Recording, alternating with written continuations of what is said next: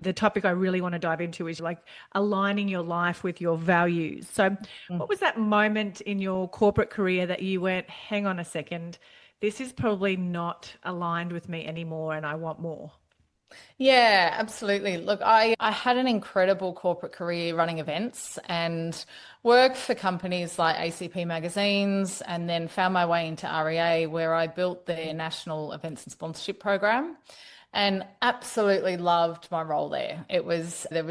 The people were amazing and the company was amazing and I got to do some incredible like global events for real estate agents. So that's how I became connected to so many beautiful real estate agents. And it was really interesting. I was pulling together a program in San Francisco for our top 20 customers. Amazing program. We would visit Google and Facebook, and it was just such a fantastic program. And I loved being part of it. But interestingly, the week before that event, Pete had asked me to pull together or help him create a leadership program in Thailand, working both in the slums and up in one of our projects in Home Hug. So within a matter of a couple of weeks, I found myself, I was in Thailand pulling down a house and rebuilding it for a man who had lost everything. Fast forward to a couple of weeks, and I'm in San Francisco and staying in amazing hotels and just creating this beautiful, wonderful experience for my agents. And there was just something in it that I felt like my experience in Thailand really spoke to my values, who I am, wanting to genuinely help people versus while we were providing this incredible experience to real estate agents, there was just this real, I guess, crossover and I don't know, we were just banging heads around what that meant for me. So it's a bit of a light bulb moment, actually. I came back from that trip and sat down with the CEO, Tracy Fellows, at the time, and I said, I love what I do, but I just think I need to go and help people who need my help more. So yes, it was a big light bulb moment in 2015 now. And I guess having found your life partner in that process as well, was that easy part of the transition, or did that make it more difficult? Because I mean, I imagine you don't want to be, and I'm just going to say it, like you don't want to be seen to be leaving something just for a man or you know what I mean? Like, Yeah. yeah, that sounds really horrible the way I've said it, but you know what No, I no, mean. no, Like, but I get it. you know what I mean. And I hope everyone listening knows what I mean. That you want to have your own path as well. So. Yeah, and I think the beautiful thing about the relationship with Pete is I signed up for a bike ride off the back of hearing him speak at a conference. So I had no idea who he was, what his work was. And I found myself on this ride, and I was a 30-year-old woman stuck in a rut, just had no idea where I was going in life. Yes, I was single, but I wasn't going on the ride to meet the love of my life. And that's a And disclaimer, isn't it? You're not going to, just because you go on the ride, you're not going to meet a husband. So. absolutely, I cannot guarantee it. We have had a few love stories, but yeah, I can't guarantee it. But I think what was interesting is I connected with Hans before I connected with Pete, if that makes sense. And so riding into that home for the first time, regardless of whether Pete and I would end up together, like that was never even a thought at the time. I'd connected with the kids. And so I think about my journey into Hans, and sure, there's that element of wanting to do something and build this thing with your life partner, but there was also that genuine connection of, I actually just want to do all that I can for these kids. So my progression into Hands it was very low touch. It was just helping with the events and kind of keeping out of the day-to-day running of it. But dinner table conversations and helping him ease the load on what he was doing just sort of took me further into that vortex. But no regrets, absolutely no regrets. And here you are today, like you're the CEO of the organization, and you really do. And one of the things that obviously I've been on the ride as well, which anyone listening is absolutely amazing. And the experience you guys create is unbelievable. It's not just a charity organization, it's an experience. And we'll talk about that as well. But it doesn't seem like there's a hierarchy either. Like we say you're the CEO, but it very much feels like you're part of the team. Everyone does their part to create such an amazing organization where everyone's values are on display for everyone to see from every part of the experience. Oh, And that's absolutely. intentional. Yeah, yeah. Look, it's when you're running a non-profit organization, you've got to be very lean with your costs, with your resourcing. You're always under scrutiny as to where donor funds are going, how much you're spending on overheads and things like that. So it's always in the back of my mind. And I think you can carry that title of CEO, but for me, I'm just doing my job. And what that job looks like on any given day can be anything from writing copy for our next newsletter to leading bike rides in Thailand. So it's the work that I do with Pete. I think we work side by side really well. And I always make a joke that he's the big vision guy and has all the big great ideas, and I've just got to figure out how to pay for them. So so so we work quite well together in that regard. That's so good. Now, and I guess your journey hasn't all been roses and rainbows, and you've had your personal struggles along the way as well. And we did touch on that this is a really important topic to share for women, especially. Obviously, it affects, I mean, I know it affects men as well, but it definitely affects women. But I guess what are some of the mindset shifts that you've made to get through your personal struggles to still show up as the leader that you are for hands? Yeah, thanks, Kylie. I mean, if I go back to kind of 2017. So Peter and I tried to have children, and we went through 4 rounds of IVF and all unsuccessful. So it was probably about a 4 year journey that we were both in this place of both working for hands, doing all that we could for the kids over there, but then had this kind of heartache and this grief that we were dealing with back home, trying to have kids of our own. And a lot of people sort of turn around and say, it's okay. It will happen when you least expect it, something you do not say to someone going through IVF. And B, I was hearing a lot of, but you've got all these kids in Thailand. And while I do, and yes, I reflect now and I'm grateful that I've got those kids, but at the time it just didn't feel like that was what I wanted.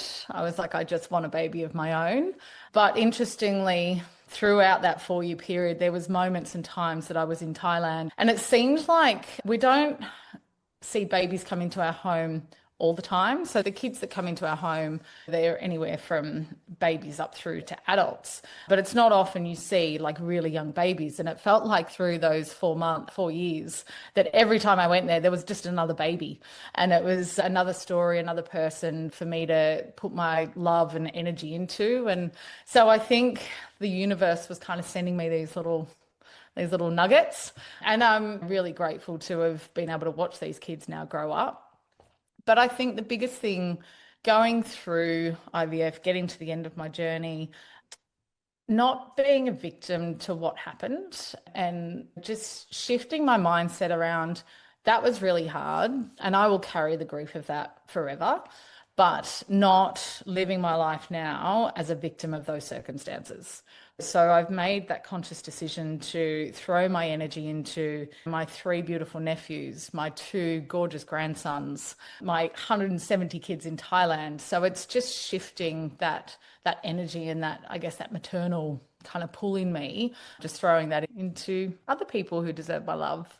So it's been an interesting journey. And I think now that I'm sort of 4 years out of that journey, I'm comfortable talking about it, which not many people do talk about it. It's a very silent, people go through it with no conversation about it. So yeah, I feel like I'm at peace with it. And tell me just, and I'm sorry you went through that, and life's roller coaster has all of our names on it. Like we are all going to have different things that are going to impact our lives, and that mindset is a really valuable lesson for whatever anybody is going through in life. But something that just triggered with me was, what do you say to someone who was going through what you went through?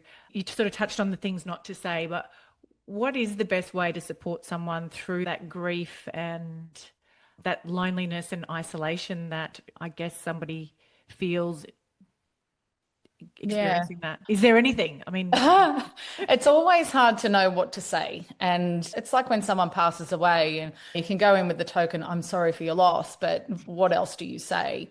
And I think back to probably the toughest year for me was 2018. And that year for me, Pete and I weren't in a good place. The IVF had just put such a rift between us and we weren't communicating. And so it was a challenging year for us. And one of a very dear friend of mine, she would just check in almost daily, and it was just a text message, and it was just checking in, how are you, one foot in front of the other, one step at a time. There was no expectation for me to respond. It was just knowing that she was there, she was thinking about me, and she was holding me in this space that if I ever needed to pick up that phone and talk, I could. And I think that's sometimes all that we can ever do is just offer that safe space and offer it without expectation. So if someone is like, I've got a girlfriend going through something at the moment, and I just said, you don't have to respond. I'm just letting you know I'm here. And sometimes that's enough. If you're ready to be a super organised, focused and productive property manager, buckle up because Colmio is about to revolutionise the way that you work. Colmio is the driving force behind property management excellence in residential real estate. Now picture this, a comprehensive end-to-end system designed to be the beating heart of your property management tasks, manage your properties, owners and tenants, and handle payments, inspections, and even marketing listings without leaving the platform. Colmio is designed to be an all-in-one solution to all your property management needs. And here's the game changer. Colmio isn't just software. It's been awarded the most innovative prop tech scale up in 2023. Yes, you heard it right. Colmio has been recognised for their groundbreaking approach to property management software. How good is that?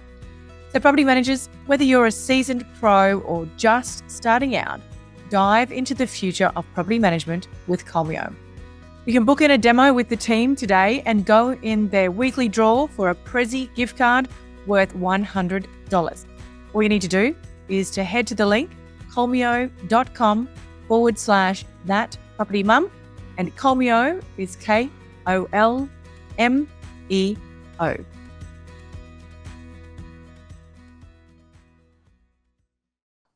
Yep, somebody just holding that space for you. Yeah. Know that you're not alone. And I don't know if you're anything like me, but I'm very proud. So and I don't like to bring anyone else down to if I'm feeling sitting in that place, I need to sit in that place myself. And then when I'm ready and I'm feeling more positive, then I will reach out. But it's for connection. It's not, I don't want anyone to sit in that place with me. So Yeah.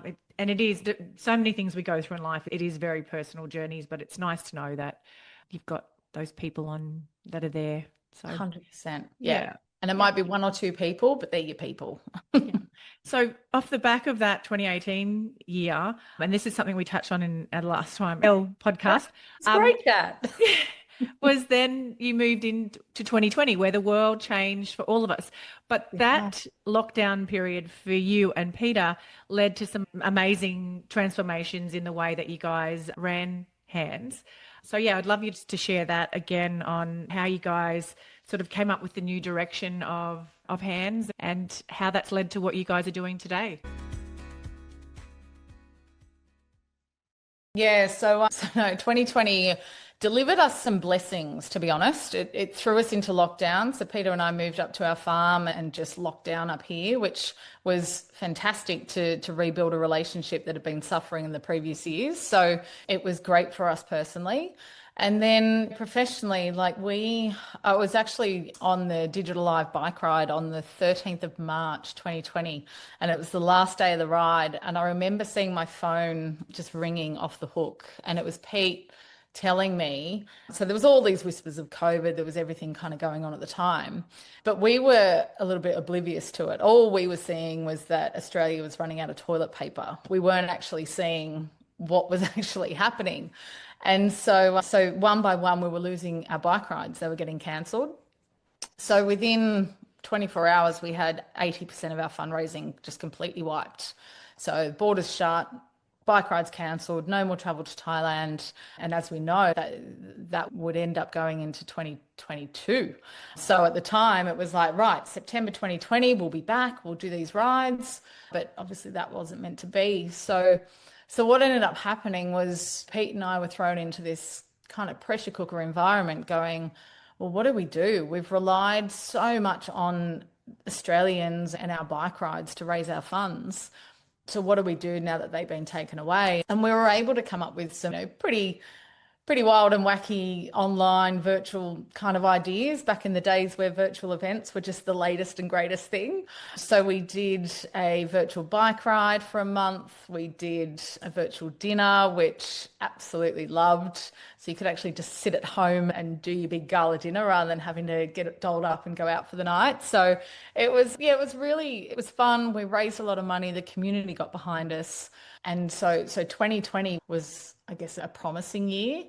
But then as we got further into 2021 and the lockdowns continued and there was no signs of travel opening up, we sat down with our board and we said, okay, we can't sustain. We were fortunate that we had enough banked to be able to continue operating the homes. So we didn't have to compromise on education, food, shelter, everything that we do over there. But we were very quickly running out of those funds. So we were like, okay, how do we pivot, to use that 2020 word? And it was decided then that we would basically set up our operations in Thailand.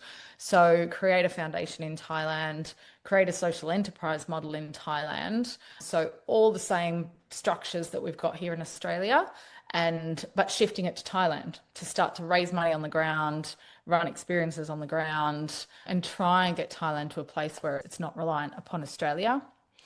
So fast forward to 2025, we're now operating so we've got two foundations. So we've got one in Australia, one in Thailand, and we have a foundation over in New Zealand for, I guess, fundraising purposes for our donors over there. But sitting next to both charity models is a social enterprise model. So it's a business model that we've created in Australia and in Thailand, and they generate commercial income, they generate revenue through different events and experiences, all of which the proceeds feed back into the foundation. So once we've paid for our administration and overheads, we can then funnel everything back through to the foundation. So it just makes a really sustainable business model beyond, if we get another COVID, God hope we don't, but if there was ever to be another COVID and the world shut down again, Thailand would be able to operate on its own without Australia having to do all the work back here. So it's still a work in progress. We're still getting there. But yeah, it's certainly proving to be a smart business model for long-term growth. I think that's really valuable advice for anyone, any business owners that are listening, and especially in real estate.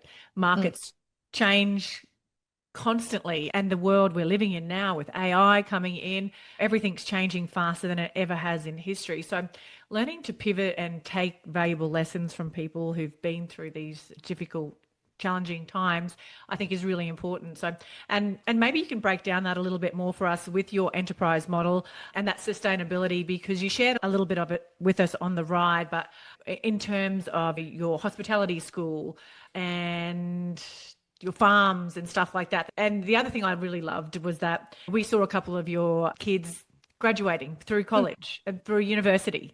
And it's not just like a clinical care facility for children. It's actually a home. It's a place where they grow up, they're cared for, they're loved and nurtured as they would if they had their own family. Probably better. Yeah. Yes. They're surrounded by lots of brothers and sisters. Yeah, look, when we first started Hands, it was all about building homes, food, shelter, clothing, education. And when we got to, I guess, sort of 15 years in, we were starting to see the kids finish high school, go on to university. Then 5 years after that, you start to see them graduate from university. And then what? And so our thinking has evolved in the last few years. And what we really stand for is about creating bright futures for our kids. And that can mean anything from, we've got kids who have got Down syndrome and autism who will never be able to go into the workforce as we know it, but we will make sure that those kids still have a bright future, whatever that looks like. And then we've got kids who go on to university, we support them through that. And beyond that, they get employment. We've got teachers, we've got chefs, we've got a number of different, I guess, careers out there. But one of the things that we felt was really important was, and we've got this here in Australia, where not everybody wants to go to university. So there's kids who they just want to be a farmer working up in their local area. Tourism, hospitality and tourism and farming, two of the biggest opportunities for employment in Thailand. And so a few years ago, we sat down and we said, what if we created a hospitality training centre and an agricultural learning centre, and both of which would become sustainable income revenue models. So the hospitality training centre, for example, it would run and operate as a hotel. People come and stay, people eat in the restaurant, but it's a training centre for kids to learn housekeeping, how to make coffee, how to run a restaurant. On the flip side of that, we've got the agricultural centre, and I laugh at Pete because he's been thrown into this world of chickens, and we've had advice from some of our hotel partners that they have to go cage free by 2030. So there's all of these kind of limitations being put in, and there's no supply in Thailand. So we said, okay, well, what if we create this centre, build this chicken farm, teach the kids how to almost create their own small business off the back of that, and we've already got the customers. So you've got this income stream, you've got this employment pathway for the kids, and you don't even have to go to university for that. So it's giving kids the skills that lead to employment. So that's what we're really passionate about beyond the daily operations of food, shelter, clothing. That's just a non-negotiable. This is kind of the blue sky. Let's give these kids a bright future. Can I ask you a quick favour before you leave this episode? Now, we all know how important reviews are for businesses these days, and mine is no different. If you could spare just a minute to follow, rate and review this podcast, it would mean a lot to me. In fact, what would get me super excited is if you share this podcast with someone in the industry who you think might need to hear some of the episodes right now. And if you'd like to find out more about working with me or any of the products I have to help you start, grow or scale your property management business, head to my website, thatpropertymum.com.au, or check out the links in the show notes.